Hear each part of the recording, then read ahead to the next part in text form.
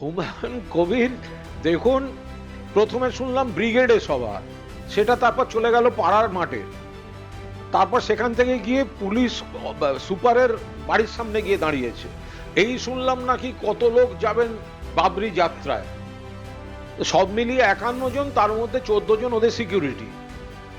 Actual problem হচ্ছে যে ব্যক্তি, পশ্চিমবঙ্গ একটা গণতান্ত্রিক ধর্মনিরপেক্ষ রাজ্য, কেউ মন্দির করতে পারেন, কেউ মসজিদ করতে পারেন, কেউ গির্জা করতে পারেন, কেউ গুরুদ্বারা করতে পারেন, কিন্তু যে ব্যক্তি 2019 সালে মুর্শিদাবাদ লোকসভা কেন্দ্রে বিজেপির প্রার্থী হয়ে লড়েছেন, যে বিজেপি বলেছিল এক ধাক্কা অর দো, বাবরি মসজিদ তোড় দো, সেই বিজেপির প্রার্থী হয়ে নরেন্দ্র মোদী জিন্দাবাদ বলেছেন, তিনি হঠাৎ যদি এখন বাবরি মসজিদের প্রতি শ্রদ্ধা দেখাতে যান, তো সাধারণ মানুষ সবই আসলে ওনার যে মুভমেন্টটা, ওনার এই যে হাঁটা হাঁটা ভাব, একটু ঘুরি ঘুরি ভাব, এটা ওনার ডাক্তারের একটু ফ্যাট সুগার হয়েছে, ডাক্তার বলেছেন একটু মুভমেন্ট করতে, সেই কারণে উনি এটার থেকে একটা পলিটিক্যাল মাইলেজ নেওয়ার চেষ্টা করছেন। ছাড়ো, শেষ।